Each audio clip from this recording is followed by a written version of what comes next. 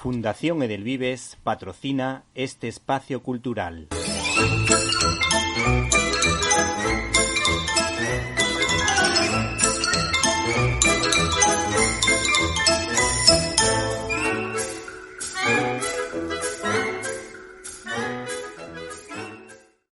Estás escuchando Directo a las Estrellas. Víctor Alvarado.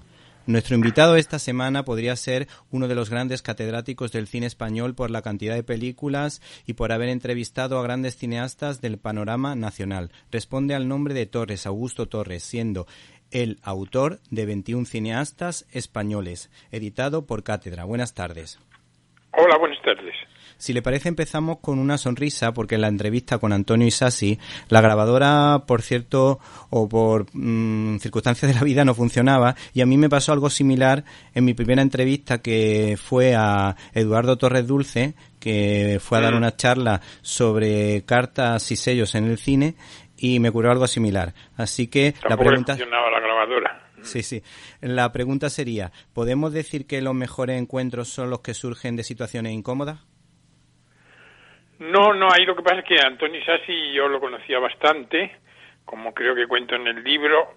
Por ejemplo, él cuando montaba una película y yo estaba haciendo un corto, pues él trabajaba, digamos, tenía una moviola alquilada de 9 de la mañana a 7 de la tarde, pero los laboratorios no cerraban hasta las 9. Y entonces esas 2 horas me las dejaba a mí y yo iba montando ahí lo que tenía entre manos. Entonces le conocía bastante y gracias a eso yo creo, porque claro, empezamos a grabar la entrevista en un hotel donde él estaba, en ese hotel que hay en Madrid, enfrente del Teatro Español. Se estropeó la grabadora y tuve la paciencia de venir a mi casa, donde tampoco funcionaba al principio y al final terminó funcionando. Si no lo hubiera conocido tanto, no sé si hubiera podido hacerse o no. Sí. Bueno, mi situación... Pero bueno, la entrevista queda muy bien porque él cuenta su vida, que realmente es bastante apasionante. Sí, a mí Como pasa de vender bombones helados en los cines a convertirse en un productor y director de éxito internacional y ganar muchísimo dinero con el cine. A mí me ha llamado la atención que empezase doblando alguna que otra película, y concretamente una película que a mi juicio es una de las mejores películas infantiles que se han hecho de cine clásico, o por lo menos está entre mis favoritas, que es Mi Pequeño Olor, que además es una es una de las películas que tiene más réplica, un niño en una producción. Sí, ten en cuenta que su madre estaba metida conocía a no sé quién de doblaje y le metió allí y él hacía un papelito, pero eso lo del doblaje nunca le hizo mucha gracia.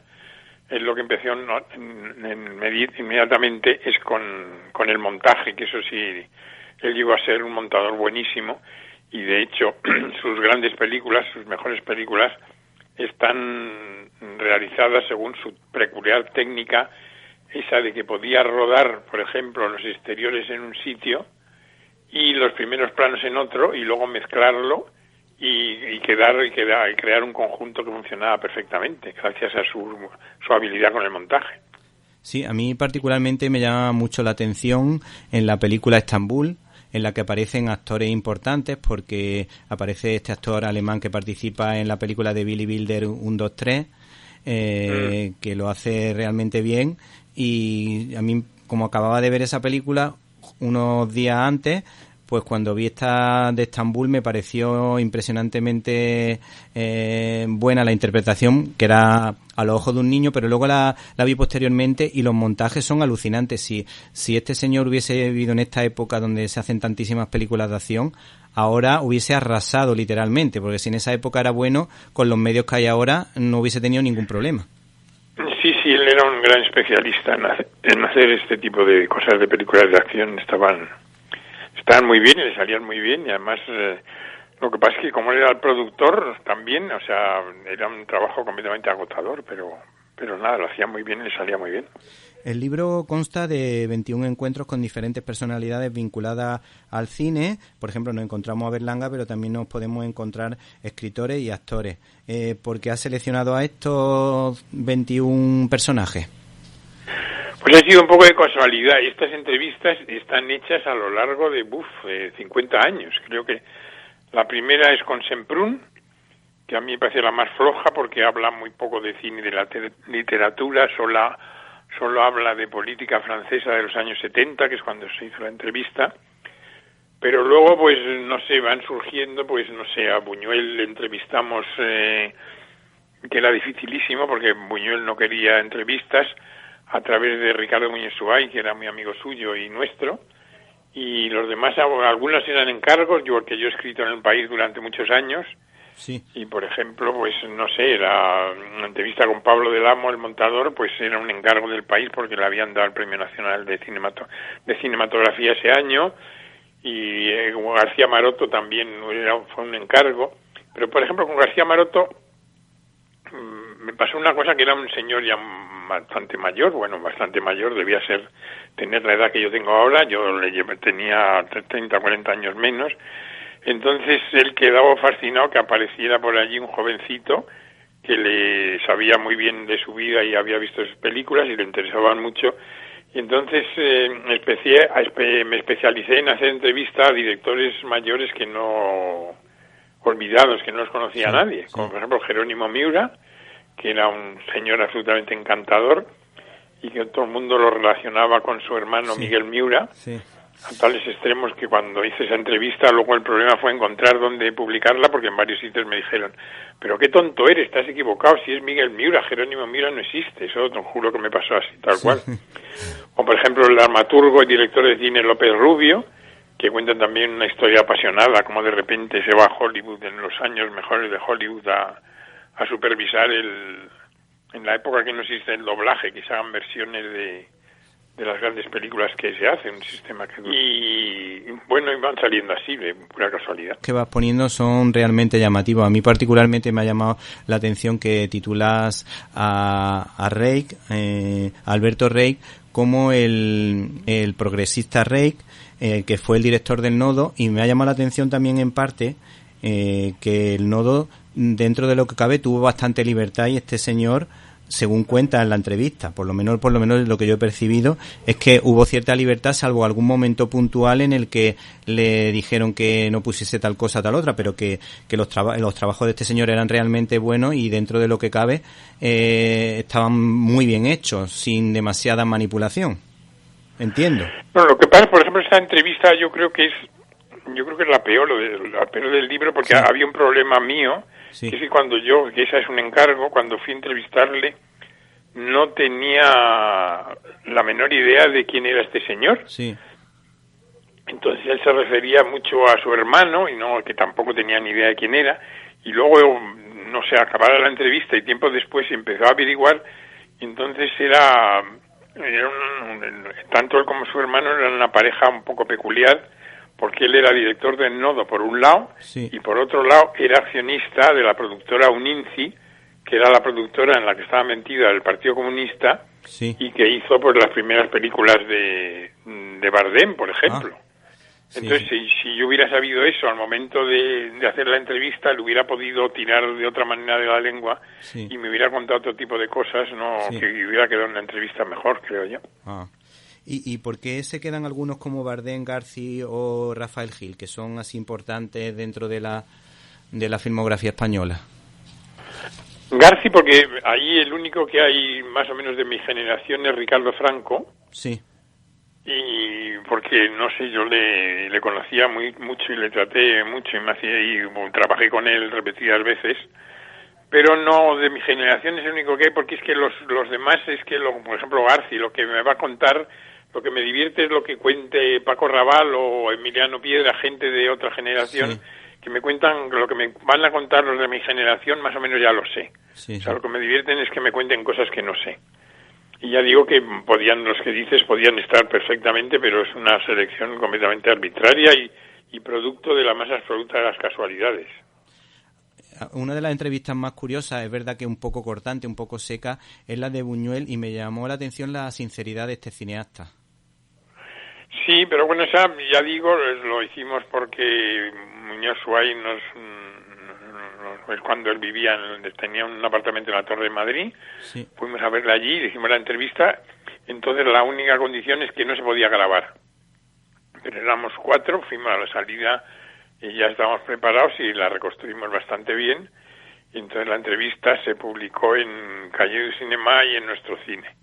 Pero él le molestó muchísimo y, como aparece en el libro, mandó una carta airada diciendo que le parecía fatal que cosas que había dicho en la intimidad de repente se hubieran reproducido sin su permiso. Sí. Pero la entrevista, yo creo, bueno, el conjunto creo que queda muy bien.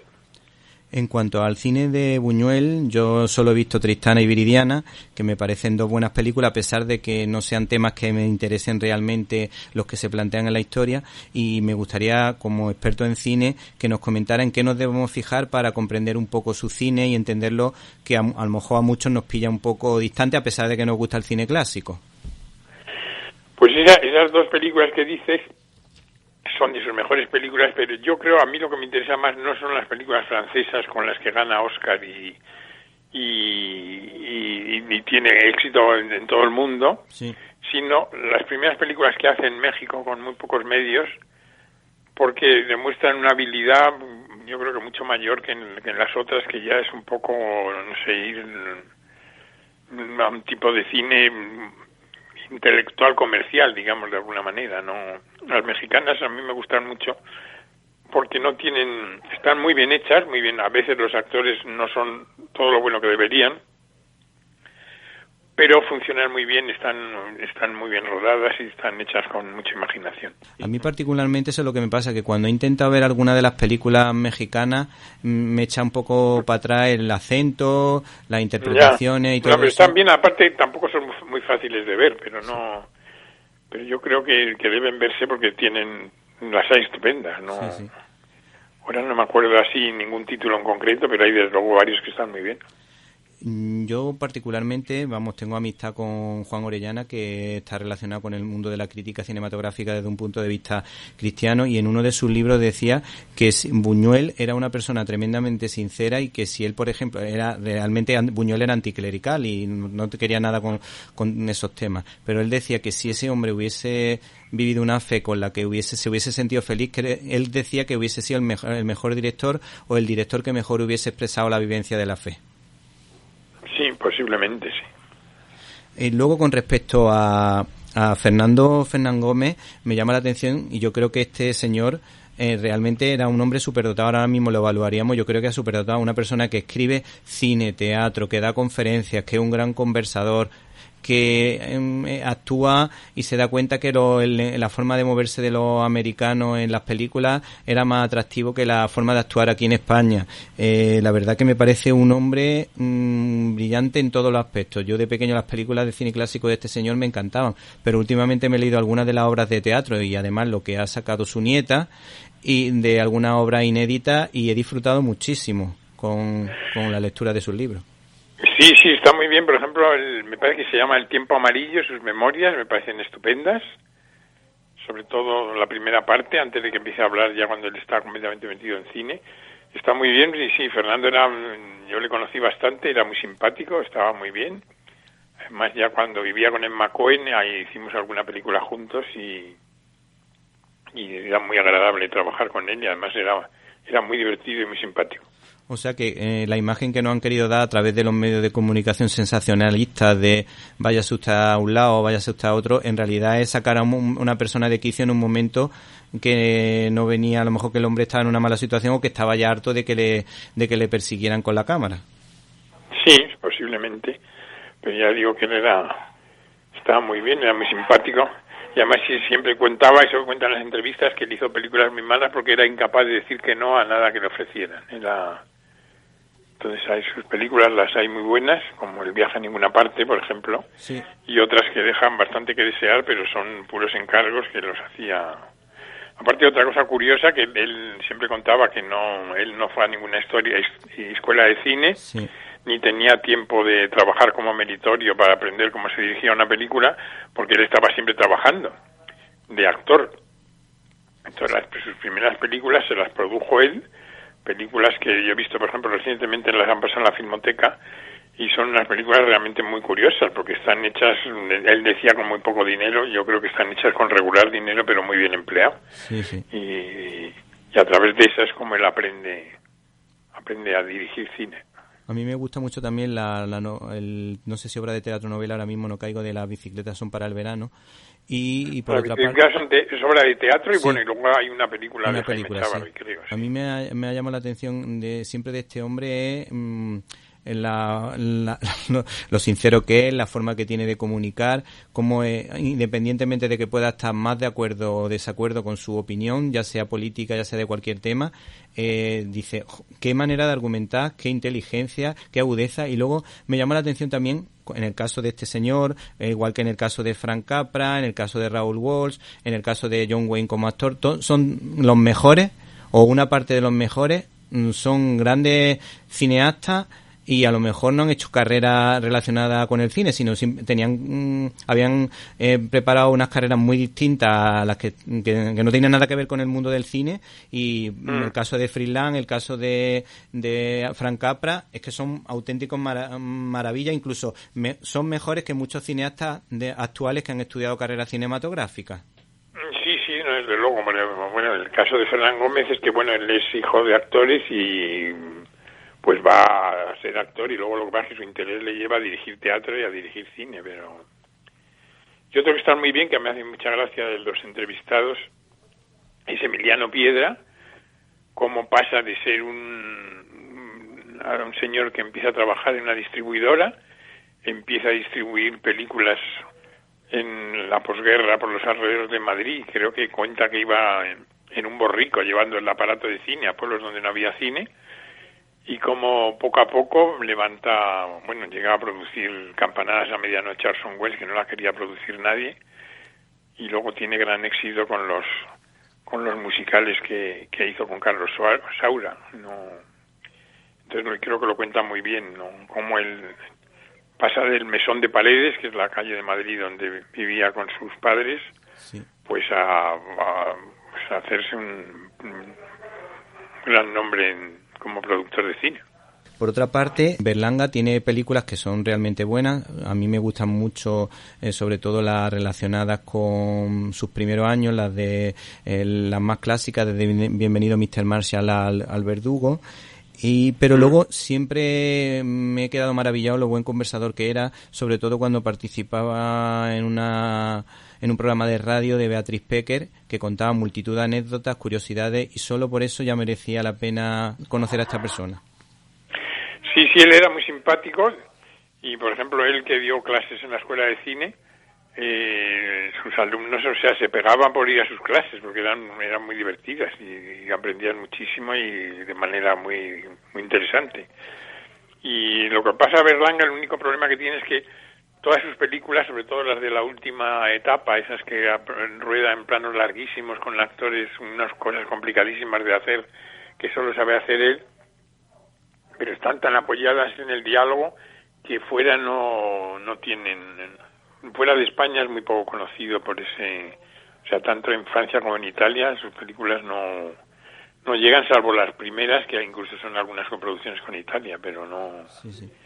Pero realmente era un gran director. ¿Te refieres un poco al movimiento cuando consigue hacer situaciones moviendo a todo a un elenco importante de actores de un lado para otro, con la cámara acercándose y alejándose, ¿no? Sí, exactamente, sí, eso creo que es una cosa que solo hace él, lo hace divinamente, lo hace genial, además en una época en que ya en España se rueda con sonido directo. A él no le gusta, porque lo que le gusta es, como por ejemplo le pasa a muchos italianos, es rodar sin sonido y luego en el doblaje improvisar los diálogos, que además en esos planos con media docena de actores hablando todos al mismo tiempo es dificilísimo de hacer con sonido directo. Sí.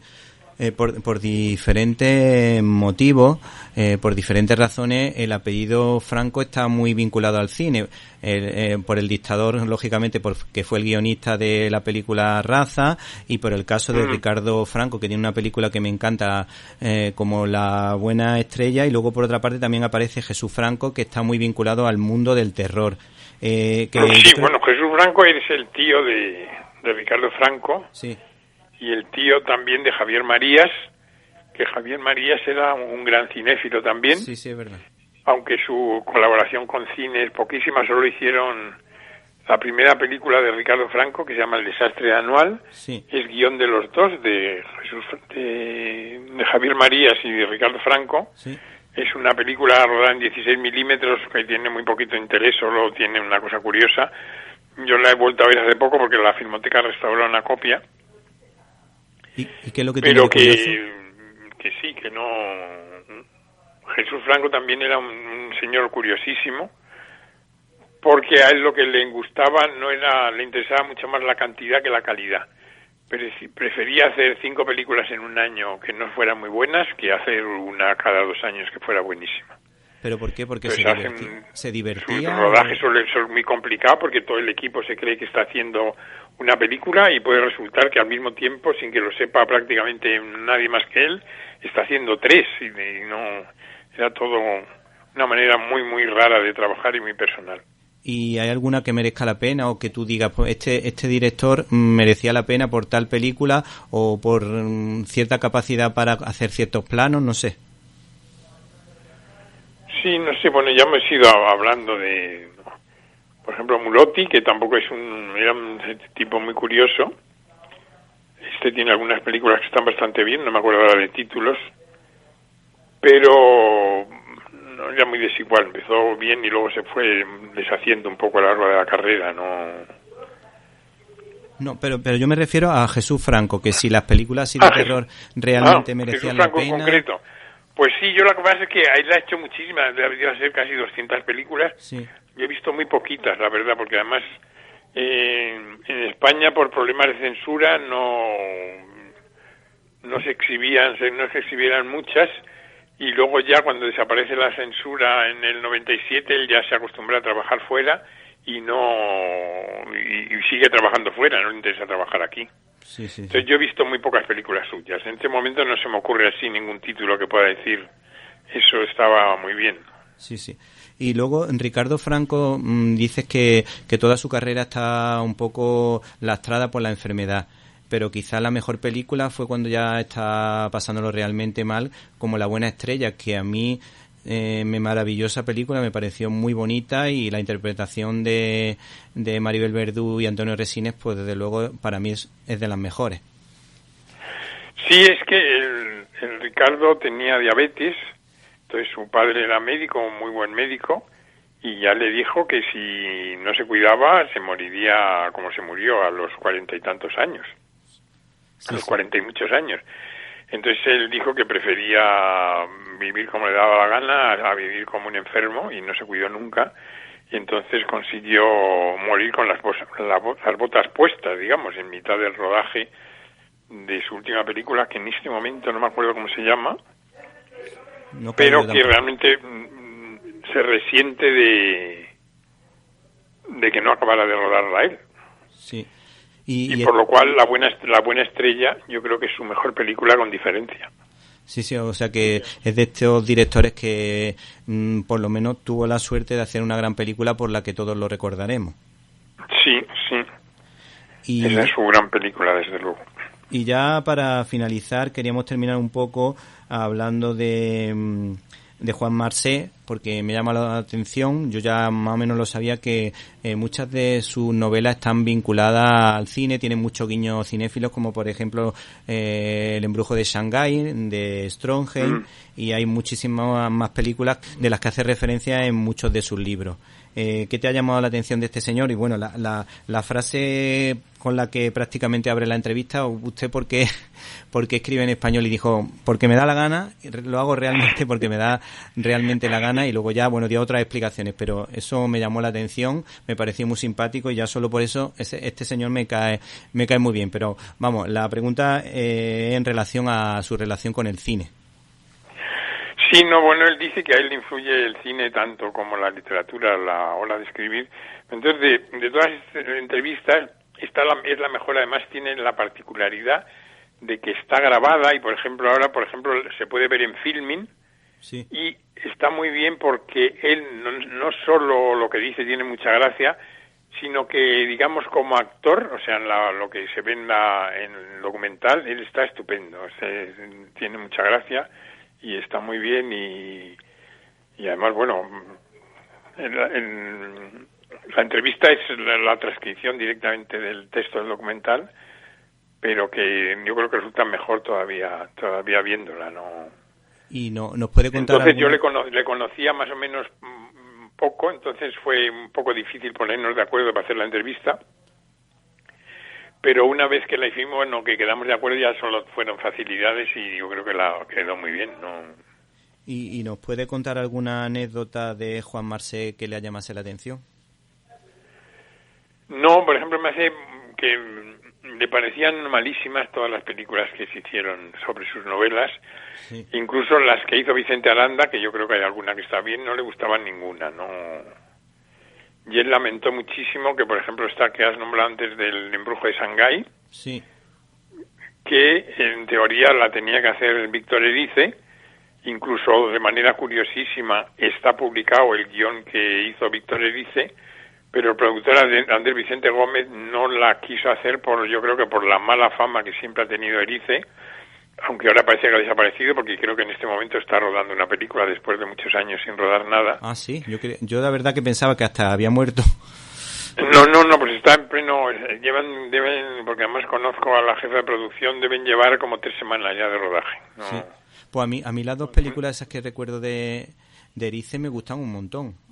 Sí, son buenísimas las 2, pero él siempre ha tenido fama, yo no sé por qué, porque luego yo alguna vez con alguna cosa que ha hecho por ahí, he hablado con gente que trabajaba con él y no se explicaban por qué.